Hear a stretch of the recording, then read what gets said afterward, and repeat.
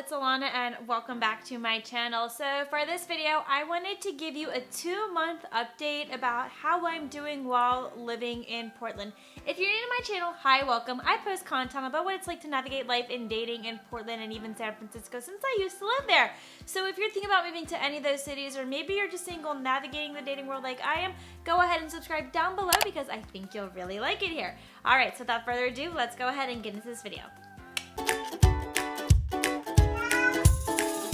Who have already been subscribed to my channel for a while, you will know that I moved to Portland from San Francisco at the end of January. And it's been quite an adjustment, to say the least. And I just kind of wanted to talk about how I'm doing so far after being here for 2 months. I've gotten a little bit more settled in. I'm still trying to get to know the city and just share my thoughts and feelings of just how I'm feeling about living in Portland and what it's been like for me. Because let me tell you, a lot has happened. So much is changing in my life and it's really overwhelming and crazy, and I just wanted to talk about it with y'all. I wanted to kind of give you an update with my job, an update with my living situation, an update about my social life, stuff like that. So my company is actually based out of San Francisco. I believe I've talked about that before. If not, well, now you know. And I have been really fortunate enough to work remotely. My company actually has a lot of people working all over the US. They're not just tied to San Francisco and the rest of the Bay Area.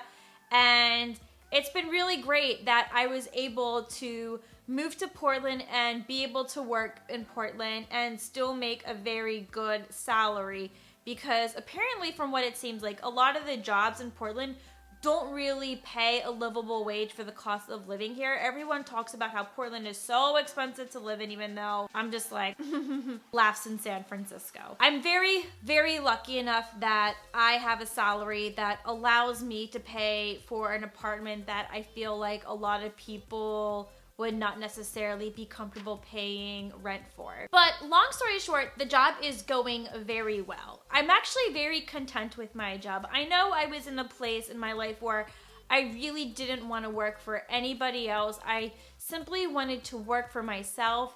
And now that I've kind of gotten back on track and I'm fully employed again, I don't see myself being a full-time content creator, at least not right now. I'm actually very content with my company and what I'm doing. I really do enjoy being a tech recruiter. That has been something that I've been finding very fulfilling, and a lot of y'all have actually been really invested in my recruiting life and what I do. I do apologize once again that I had to take my video down from last week and I made this really weird apology video. Are you really a YouTuber if you don't make an apology video? I'm just kidding. I'm not problematic like a lot of other YouTubers that have to make apology videos. But that being said, I'm more than happy to make some tech recruiter content and give advice if you're looking to get a job in tech. So many people lately have been sliding into my DMs on Instagram asking me about job search tips or asking me how to become a recruiter.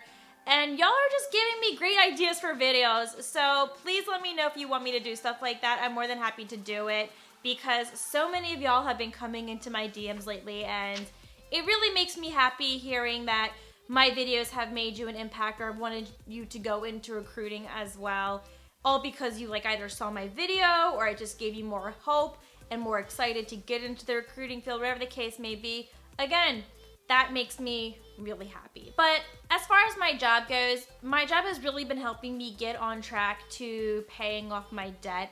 I am very close to getting out of 2 loans that are gonna be paid off either this month or next month. And that's really exciting for me because that's gonna lift a ton of weight off my shoulders, and I can't wait to just have disposable income. That's not gonna be for a while, but it's the start. This job has really helped save my ass financially, and it just feels really good to start paying off debt and to start slowly living to a comfortable life.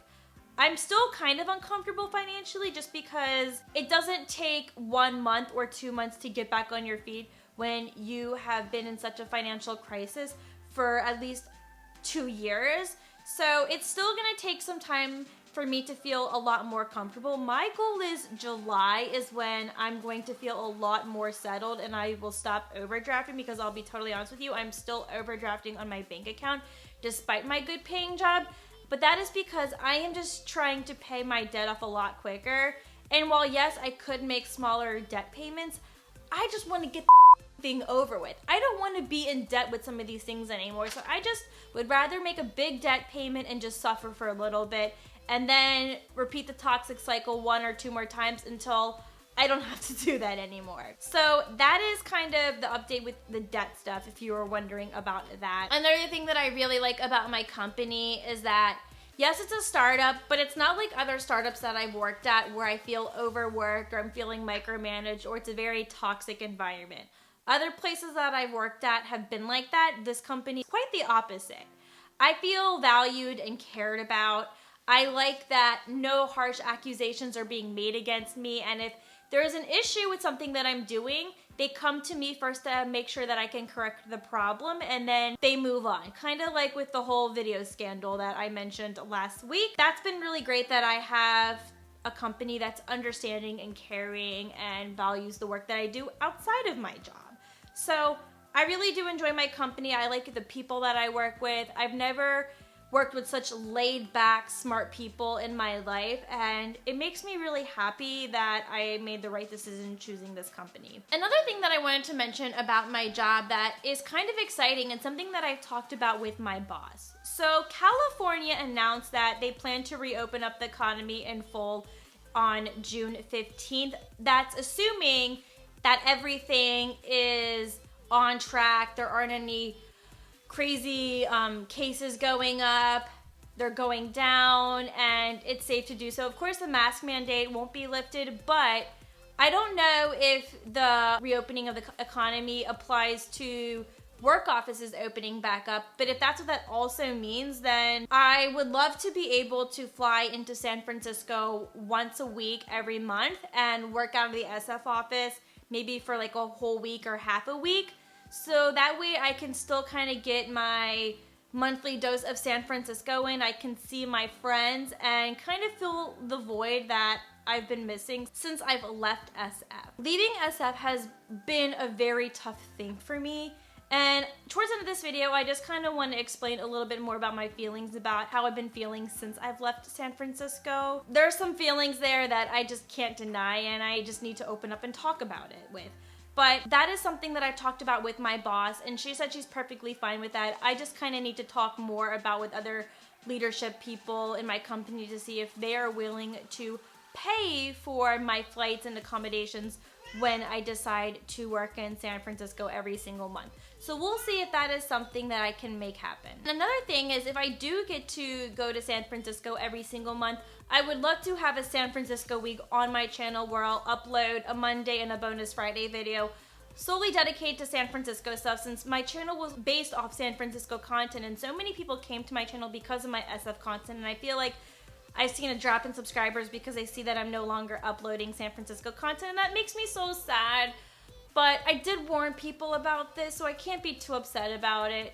But I would still love to do San Francisco weeks and still kind of live up to the brand that I started this channel with. And it's the reason that I've grown because of the San Francisco content. So that's something that I would also love to do, is to keep making neighborhood videos and then do something fun about San Francisco on a Monday video or Friday video, whatever I choose to do. So I'm still doing those San Francisco videos twice a month. So the people who came from my SF content are very happy. So that's basically the whole work update and how I've been doing and how I've been feeling about that, what's been going on. Just know that I am very happy, and it feels really good to be doing something that I really love.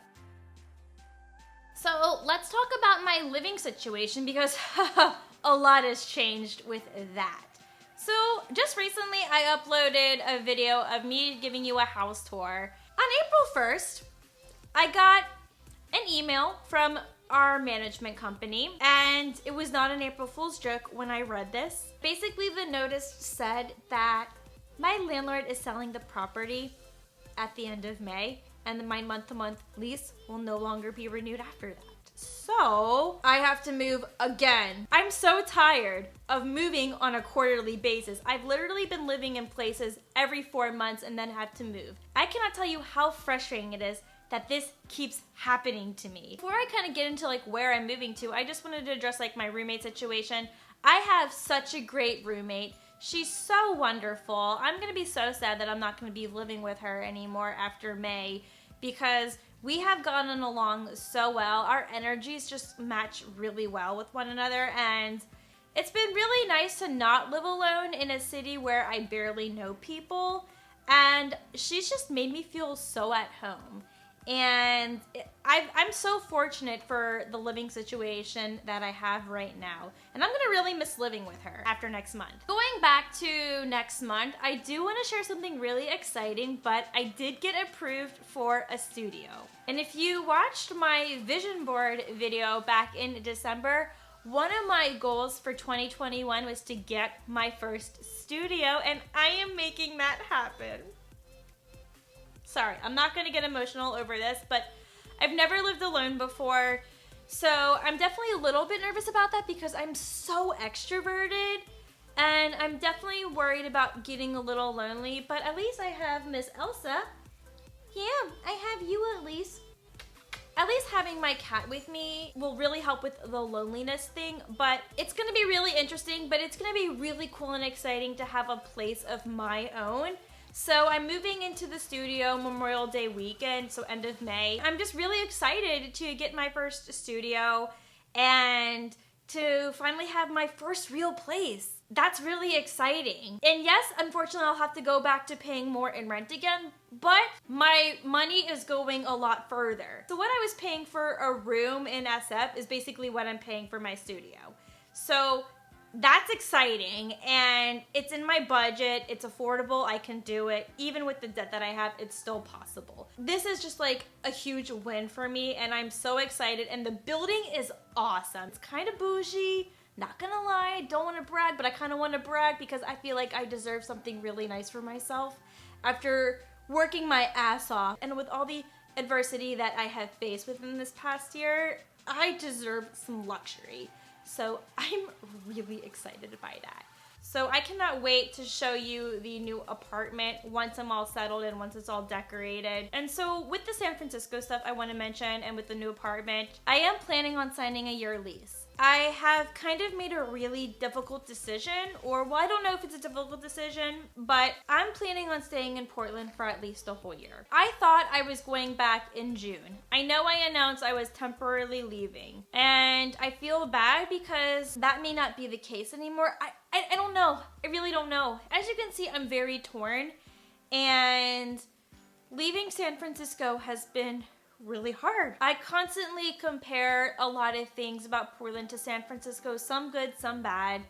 There's so many things that I find in Portland that really do remind me of San Francisco. I've definitely been feeling very guilty about leaving some of my SF friends behind, but if I'm able to make this work situation happen where I'm able to go to SF once a month, I hope that seeing my friends then and there will kind of fill their void while it fills my void, and that will make me feel a little bit better. I think that's been one of the biggest and hardest things for me, is just leaving some of the most amazing friends that I've met behind, and knowing that I have to start over with my friendships. I know that's gonna be difficult because we're still in a freaking pandemic. I do want to say I'm very happy living in Portland. Honestly, Portland's been really great. It's been treating me really well, and I'm not gonna lie, I really enjoy not having sales tax, and going back to San Francisco and having to deal with sales tax again, the thought of that kind of makes me want to cry a little bit. That's been something that I really like about Portland and just living in Oregon in general, but I need y'all to know, I miss San Francisco a ton, and I'm still adjusting. It feels like I broke up with somebody. It feels like I was in a 4-year relationship with San Francisco, and I had to break up with San Francisco. I'm still kind of coping and grieving, and I know that sounds sad to grieve over moving out of a city that you love, but for the sake of my mental well-being and my bank account, it's what I had to do. In order for me to be happy and to feel healthy financially and mentally, Shush. This is why I moved to Portland, and I think Portland's gonna be a great way to heal from some of the damage that San Francisco did cause me, and that hurts to say, but I did have a little bit of a toxic relationship with San Francisco, solely because it made me poor. But it's not completely San Francisco's fault. It was the fact that I decided to take really terrible paying jobs that didn't give me a good livable salary, and that's me not knowing my worth and my value. So my social life is slowly growing. It's interesting because I thought I was moving to Portland not knowing a single soul here. I do know someone that I'm acquainted with here in Portland. She does have a YouTube channel. I've met her through this YouTube boot camp that I've taken. I still haven't got a chance to meet up with her yet, but I hope sometime soon. So I do have her eventually. And then I recently discovered that 2 people that I've met in high school through my Jewish youth group that I did, they also live in Portland. One girl has actually been living in Portland in 8 years, and you've actually met her in one of my videos, Carly. So I have Carly, and then there's another girl that I've met who's actually from my home state, Virginia, who recently moved here around the same time that I did, actually. And I actually got to hang out with her today. So that's been really exciting. I think that's like a big perk of being Jewish, is when you meet a lot of Jews, you really expand your network. And I developed a huge network of Jewish people in high school, and everyone's all over the country. So there's just somebody somewhere, in whatever state you could think of. I met literally hundreds and hundreds of people in high school thanks to that youth group. So that's been really great. A lot of people don't have that kind of luxury or privilege to be able to develop a network that large when you're in high school. That's really helped me. I got very lucky. Again, I literally thought I was gonna be alone and I was gonna have to start over with making friends. I mean, I still would like to have more than 2 friends in Portland. I think maybe having 4 or 5 would be a really good number to have. So that's kind of like a goal of mine that I'd like. But I'm excited for the pandemic to be over. I'm excited to kind of get involved with like more interest groups and to maybe go to watch parties for Kentucky and go to the Kentucky fan base bar and meet alumni there. Because that was one way that I made friends in San Francisco. So that's another thing that I'm excited about. When bars can fully open again at capacity, we can watch sporting events there. No masks, hopefully. So that would be really fun and a great way to make friends. My social life is definitely climbing, and I'm excited to see what's gonna happen within the next few months. What's the tea in the update with my dating life in Portland? I'm gonna be really honest with you. I am not exactly comfortable or ready to talk about my dating life in Portland yet, just because it's only been 2 months. I just sort of want to keep it private for now, just because with a lot of uncertainty with my decision making and how I'm feeling. But this is what I will tell you, okay? Don't worry, there's a little bit that I can share with you. I think maybe about like a week and a half of settling in, I matched with one guy on Hinge, and he wasn't available to meet up in person, but I thought, well, why not just do a video call through FaceTime? So he was totally down for that. So him and I talked for maybe about an hour, hour and a half, if I remember. It was at least an hour. And I just could tell that he just simply was not interested in me whatsoever. There really wasn't a connection on my end, let's be real, but I just felt like he made it blatantly obvious with his body language, some of his facial expressions. I mean, he asked me a lot of questions and was able to hold a conversation with me and was a very good sport about the whole date, but I just sensed a lack of interest in him. And we did not talk to each other ever again. I don't like letting things fizzle out. I am anti-mutual opt-out. I don't think that should be a thing, but because he kind of expressed his disinterest through his body language, I just felt like it wasn't even worth saying, hey, I didn't feel a connection. It just wasn't worth it to me. So that didn't go very well. As far as the dating apps go, I will say so far with what I've been seeing is that the men in Portland are 1,000 times, and I mean 1,000 times better than they are in San Francisco.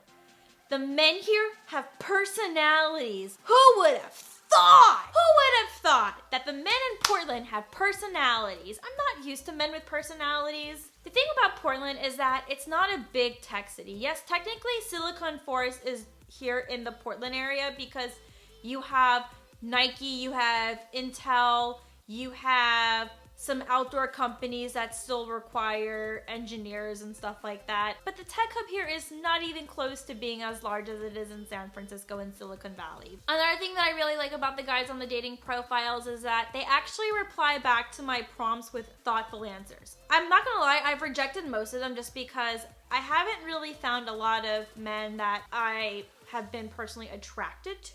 That's been a little rough, but let's just say that I am navigating dating in Portland right now, and I'm happy with my situation and what I'm doing and how I'm navigating it. Back to the whole profile thing really quick. It's really refreshing to see that men are actually reading the profile and they're not being basic. They're not writing the same stuff over and over again that I would see in that stuff like, I travel the world, or I'm obsessed with dogs, or I love The Office. I'm not getting any of that in Portland. In fact, the men in Portland, they are cat dads. They love cats. I've never seen so many cat-loving men in my life. Don't get me wrong, I love dogs, but it's kind of refreshing to see men who like cats. That's such a turn on for me. Or just a man who loves all animals in general. If you're an animal lover, I love animal lovers. They're the best. And then the other update that I just have about dating is this. Y'all know that a relationship is very ideal for me. I would love to have a boyfriend and end my single streak of 9.5 years, what will be 10 years in July. But here's the thing. Right now I just want to casually date and just have fun. That's hard for me, guys. I'm a Scorpio. We don't do casual relationships very well, but for me, I just don't know how wise it would be for me to get in a relationship, despite how badly I want one. I know I'm gonna be here for at least a year, so ask me how I'm feeling in a year from now. And then I will know if I wanna move back to San Francisco and find a relationship there again, or if I wanna just stay in Portland indefinitely. I don't know. It's gonna really depend. I feel like I need like a whole year to process Portland and to really give it a chance, to really see if maybe Portland was my actual calling and San Francisco was a way to kind of help me fill a void from all the damage that Virginia and Kentucky treated me. Because Virginia and Kentucky really scarred me. San Francisco really saved me. I'm so grateful for San Francisco and everything that it's done for me. And why the hell am I getting emotional? What is wrong with me? Stop it. But the thing is, while San Francisco helped me, I would say within my 3-year mark of living there, it got very toxic for me in terms of finances and then me developing really bad anxiety. I know that's really weird to say, and I never talked about that on this channel before, but there were dark sides of living in San Francisco that I never really shared on my channel, that I was never honest about. I'm a hot mess, if you haven't told. I literally am a hot ass mess. And I think right now, if I just have fun, it's nice to have a companion. I think it's just best that I don't get into anything serious, at least not right now. That's not to say later down the road that will change. I need some time to figure out if Portland is right for me or not, or if I need to go back to San Francisco. And I think I'm gonna need a year to process that. That's really frustrating for me, but it's the reality that I've come to accept. That's just kind of how I'm navigating dating right now. Yes, I would love a boyfriend, but it would be so stupid to get a boyfriend after being here for 2 months. I want to just take my time and to really just enjoy the present. And if something changes, it changes. But again, focusing on the present and not the future. I think that's what's gonna really help me. That's how I'm navigating dating right now. I will make an update about dating in Portland in more detail, but within 2 months, I just feel like it's still too early to talk about. So that's all I'm gonna share with you for now. So to wrap this video up, I just wanna say, I feel like it hasn't been enough time, but it's been a lot of time and a lot of things have changed since I've gotten here. A lot of perspectives of what I want with my life are changing, and that's crazy. I hope you enjoyed this video and it gave you some insight on to how I've been doing and how I've been feeling about living in Portland. And if you liked this video and you thought it was insightful in some kind of way, make sure you do give it a thumbs up. And with that, I will see you in my next video. Bye.